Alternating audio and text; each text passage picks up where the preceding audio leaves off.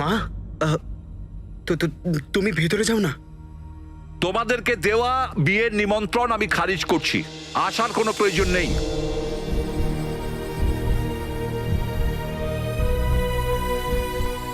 এই দুজন মা আর ছেলে বাগদাদের কলঙ্ক, কলঙ্ক।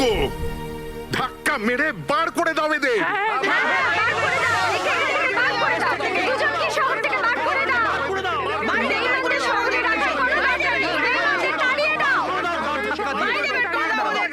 ব্যাস, চুপ করুন আপনারা, চুপ করুন। খবরদার, কেউ যদি আর একটাও কথা বলে তো আমাদের বাড়িতে দাঁড়িয়ে আপনারা আমাদের দিকে আঙুল তুলছেন। আমরা তো শুধু আঙুলই তুলছি, আর গলা তাদেরই তোলা উচিত যাদের নিজেদের কোনো যোগ্যতা থাকবে। এটা এমন গলা চড়াচ্ছে যেন এর বাপ আজও বাদশার ওয়াজির। হেলেন কোত্থেকে ইভান বতুতার বংশধর।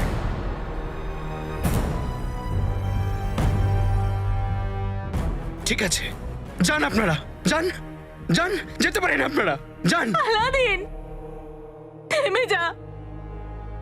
কাল সকালের মধ্যে যেন আমরা সব পয়সা পেয়ে যাই, না হলে ফল ভালো হবে না, বুঝেছো? চলো চলো চলো।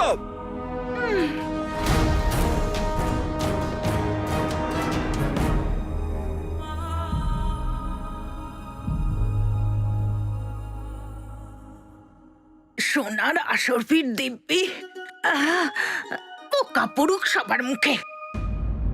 গুল্লু সোনা, বাড়ি চল, আর একেও তুলে নিয়ে আয়। কি ভয়ঙ্কর ঝড় এলো।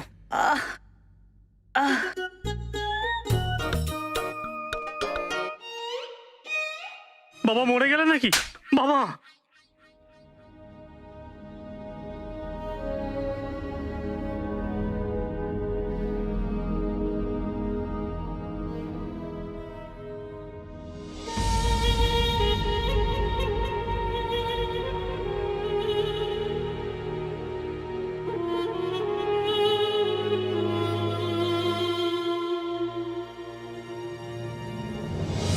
মা, মা, মা, দরজা খোলো মা।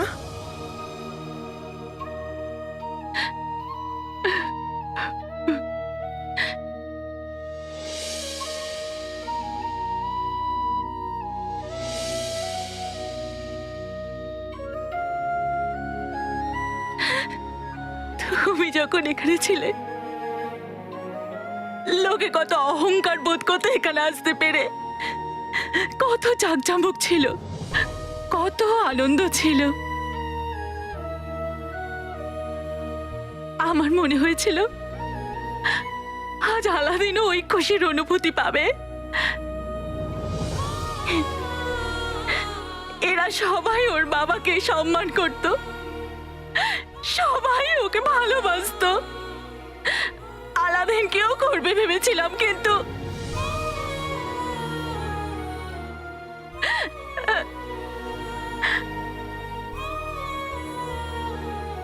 ওর কপালে বোধহয় এখনো পরীক্ষা দেওয়া বাকি আছে।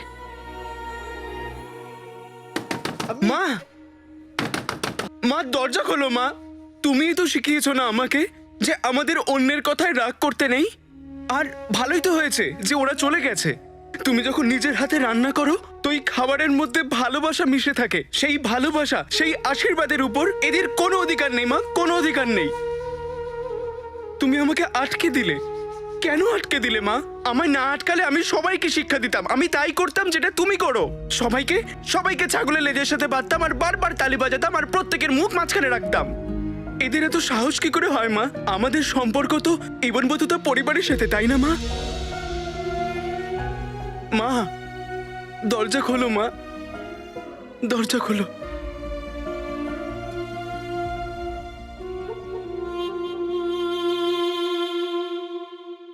9,992, 9,993। আরে এটা ভিখারির দল, কি করছো? জামাইবাবু দেখুন না, কত কষ্ট করে আমি এই 10,000 আশারফি গুনে রেখেছিলাম। এ আমার সব পরিশ্রম পণ্ড করে দিল। মাথা মোটা, তোমাদের কি মনে হয়েছিল আমি সত্যি ওই কালো চোরকে 10,000 আশারফি দিয়ে দেবো?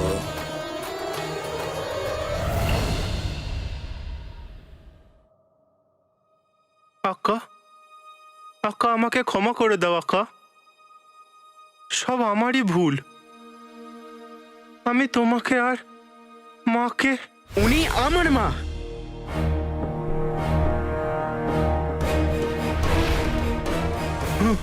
আর তোমার জন্য আমার মায়ের চোখে জল এসেছে জিনু।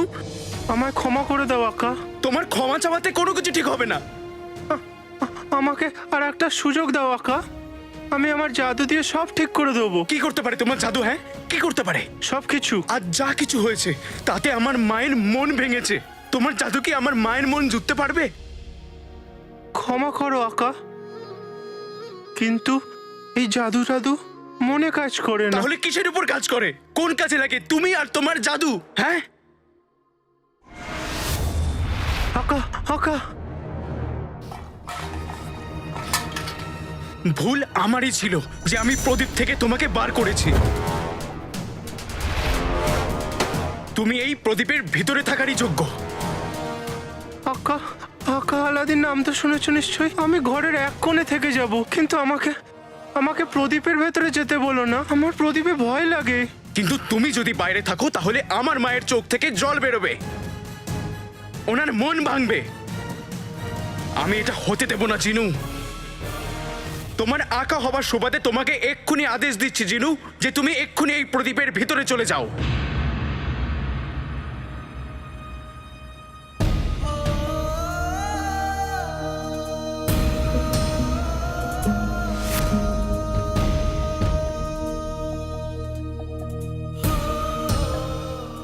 আকা আকা,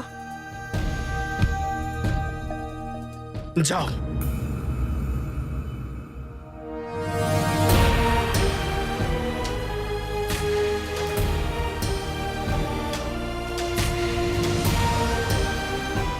তাড়াতাড়ি করো। করছি।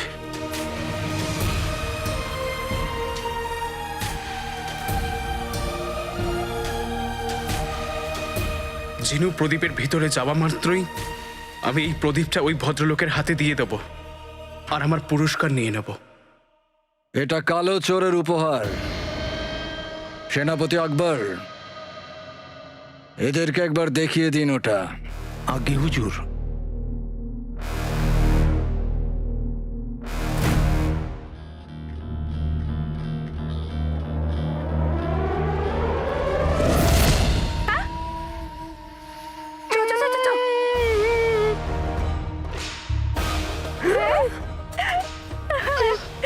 মরেনিও, শুধু অজ্ঞান হয়েছে।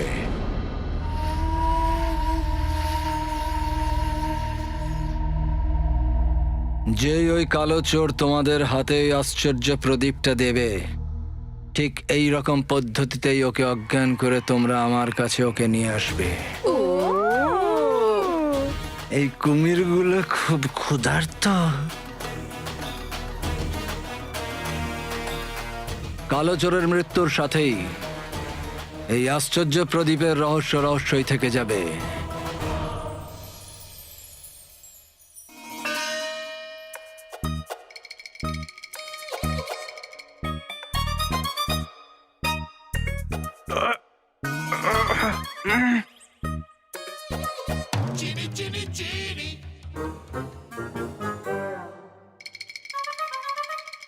এটা তুমি কি করছো?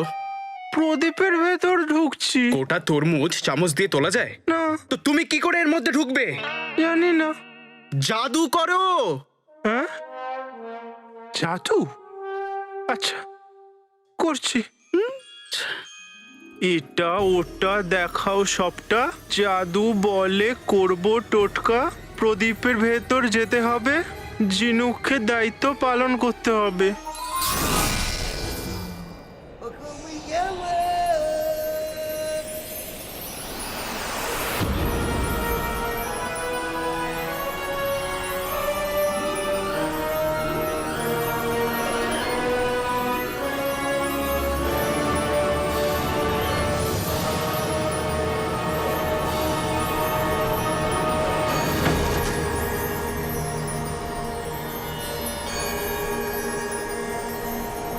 আকা, প্রদীপটা বড় হয়ে গেছে। এবার আমরা দুজনেই প্রদীপের ভেতর থাকতে পারি। তোমার এই প্রদীপের মধ্যে থাকার থেকেও ভালো তোমার গলায় একটা কাপড় টাঙিয়ে নাও আর তাতে লেখো যে আমি জিন। সত্যি? না, যাও এই প্রদীপটাকে ছোট করো। যথাজ্ঞা আকা। এটা ওটা দেখাও সবটা। পা ছোট, পেট মোটা, প্রদীপ প্রদীপ হয়ে যায় ছোট।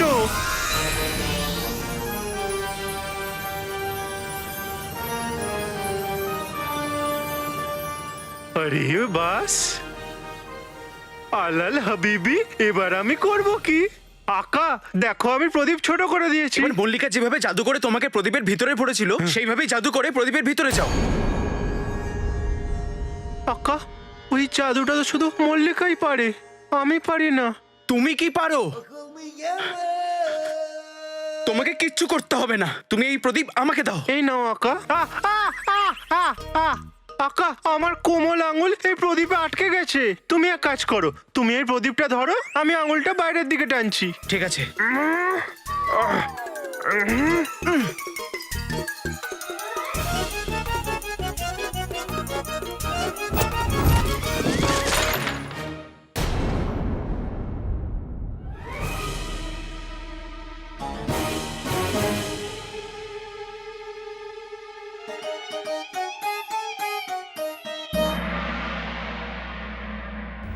তুমি জিন নয়, সমস্যা একটা। কিন্তু কেন ধমকাচ্ছিস ওকে? মা, একটা হাঁড়ি তো ভেঙেছে শুধু। আমাকে বাঁচাও মা। বেরিয়ে এসো। তুমি কি ভাবলে মায়ের পিছনে লুকিয়ে থাকলে বেঁচে যাবে? বেরিয়ে এসো।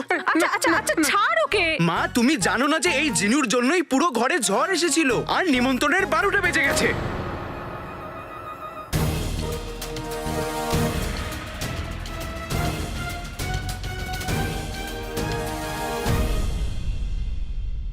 হিসেব তো আমি ওই গুফোর কাছ থেকে নিয়েই ছাড়বো। বাগদাদের শত্রু আমারও শত্রু।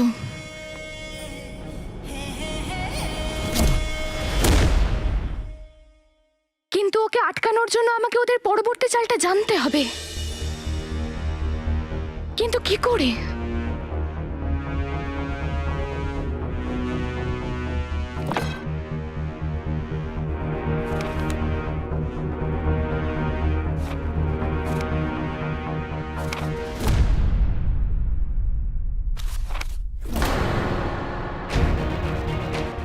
এই কালো বইতে সব কথা ধাঁধায় লেখা আছে।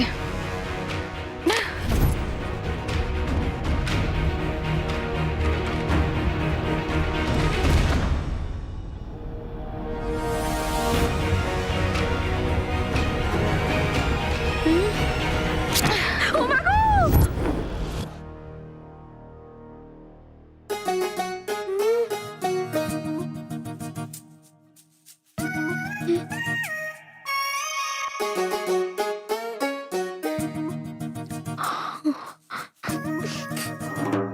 রাজকুমারী, না না না না না না না না না, কি করছো তুমি? এই টমেটোটাকে নিশানা করো না তুমি। এক একটা টমেটো বাগদাতে না সোনার দামে বিক্রি হচ্ছে। রাজকুমারী, আমার তো মনে হচ্ছে যে এই টমেটোর জন্যই না বাগদাদে যুদ্ধ লেগে যাবে। কি? হ্যাঁ, বাগদাদে টমেটোর দাম বেড়ে গেছে আর আমি সেটা জানিও না। আরে তুমি হলে রাজকুমারী, তোমার এইসব নিয়ে চিন্তা করার কি আছে? দেখো, নিজের সঠিক বয়স বলার মতো মেয়ে হয়তো পেয়ে যাবে, কিন্তু এই লাল টমেটো কোথাও পাবে না।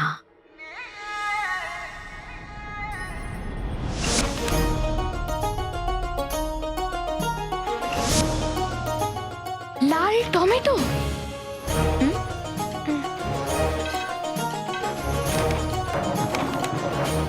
এবার বুঝলাম।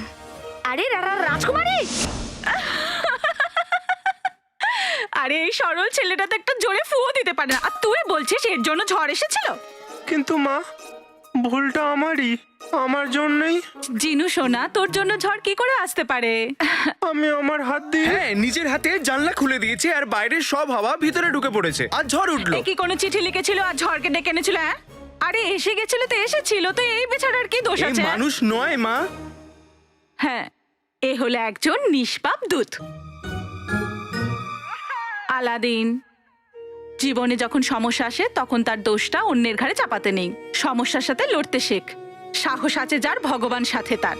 কিন্তু আমার শক্তি তো তুমি মা। ব্যাস, তোদের তো খিদে পেয়েছে না? আমি তোদের দুজনের জন্য খাবার আনছি। খাবার? আলাল হাবিবি, এবার আমি করব কি?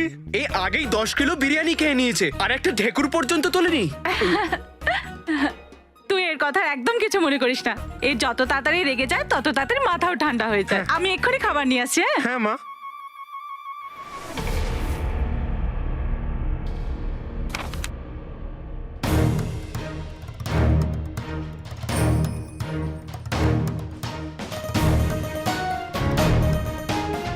প্রীতি, এই খবরটা দিয়ে তুই আমার অনেক বড় উপকার করলি। রাজকুমারী, আমি তোমাকে খারাপ খবর শোনালাম। তোমার শরীর ঠিক আছে তো? হ্যাঁ প্রীতি, তুই গুফোর সবচেয়ে কঠিন ধাঁধাটার উত্তর বলে দিয়েছিস। সেটা কি করে? আমি বুঝতে পেরেছি। টমেটোর দাম বাড়ার কারণ আর কেউ নয়, বরং এই গুফোই। টমেটো আর গুফো? দেখ প্রীতি, এই কালো বইটাতে সবকিছু ধাঁধায় লেখা আছে। যেমন এইটা, লালটুকে বাজার থেকে তুলে ইসমানিয়ায় পাঠিয়ে দেওয়া হোক। আমি প্রথমে ভেবেছিলাম লালটু কোনো মানুষের নাম, কিন্তু এখন তোর কথা শুনে আমার পুরো বিশ্বাস যে লালটু কোনো মানুষের নাম নয়, বরং এই লাল টমেটো। লালটু টমেটোর নাম? টমেটোকে বাজার থেকে তুলে ইসমানিয়া পাঠানো হবে কেন? আমি তোকে বলছি।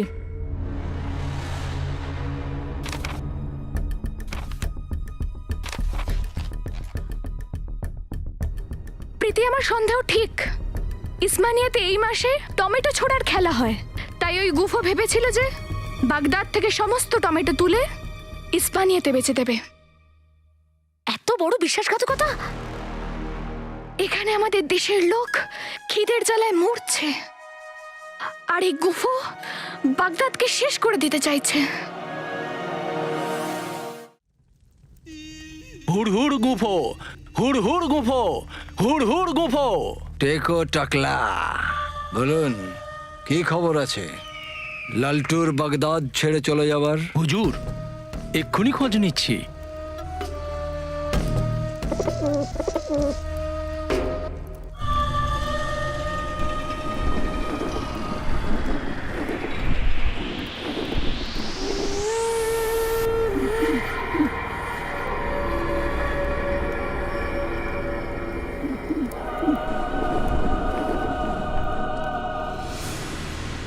হুজুর, লালটুর শেষ ফুলের তোড়া তৈরি আছে।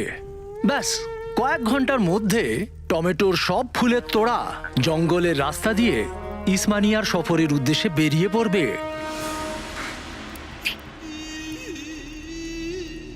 প্রশংসনীয়, প্রশংসনীয় তোমার এই গুণ, পাখিদের সঙ্গে কথা বলার। বাহ! জানো তোমার এই গুণের জন্য তুমি আমার কত কাজে আসো। হুজুর, আমার সারা জীবন জঙ্গলে পাখিদের মাঝে কেটেছে, সেই জন্য এটা শিখতে পেরেছি। আর আজ আপনারও কাজে এসেছি। আমি বাদশার রাজকীয়তার সাথে সাথে টমেটোকেও কয়েদ করে নিয়েছি। বাগদাদের জনতা বাদশাকে কখনো ক্ষমা করতে পারবে না। ধীরে ধীরে বাগদাদের জনতাকে এমন পরিস্থিতিতে দাঁড় করিয়েছি যে বাস একটা ছোট্ট আঘাত,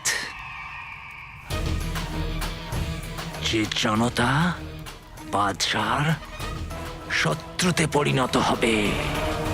এইভাবে তো সাধারণ মানুষ বাদশার একেবারে বিরুদ্ধে চলে যাবেন।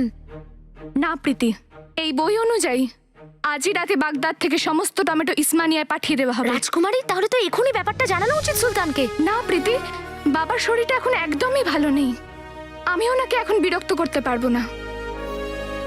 আর এখন আমি যাই করব, নিজেই করব। কিন্তু রাজকুমারী, এই কাজে তো অনেক বিপদ আছে, আর তুমি তো এটাও জানো না যে সমস্ত জিনিসপত্র লুকিয়ে রাখা আছে কোথায়। ইসমানিয়া পৌঁছানোর জন্য বাগদাদের সীমানা একটা জঙ্গল আছে, আর এই চিহ্নটার মানে হলো এটা খুবই ঘন জঙ্গল, যার নাম বেচরাগ বিয়াবান।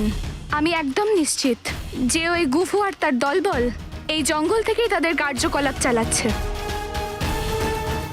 আমাকে এখনই ওখানে যেতে হবে। মা আমার কাজ দেখে খুব খুশি হবে। দাঁড়াও দাঁড়াও, আরে আরে দাঁড়াও দাঁড়াও, এইভাবে নয়, এইভাবে করে।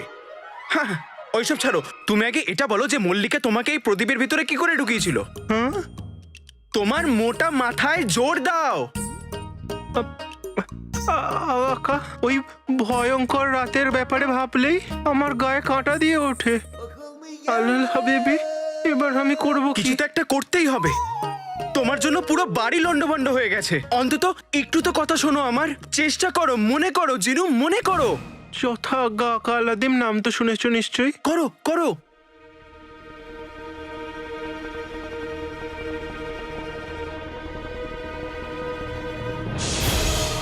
পুড়ে যাবে শত্রু আমার গনগনে এক আগুনে। বন্দি হবি তুই হাসান, আজকে এই প্রদীপে।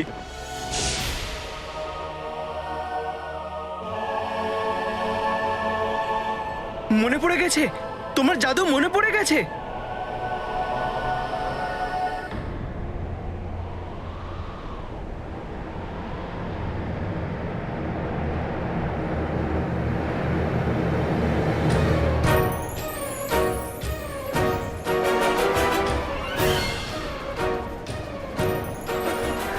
এটা আমার কি হচ্ছে আকা? আমি তো আরো বড় হচ্ছি। এখন আমি কি করব আকা? আমাকে বাঁচাও।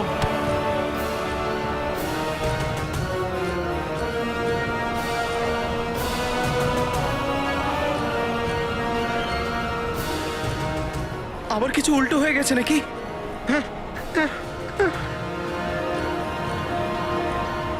একে না থামালে পুরো বাড়ি ভেঙে ফেলবে। বাবা আলাদিন, মা আবার এ ঘরে না চলে আসে।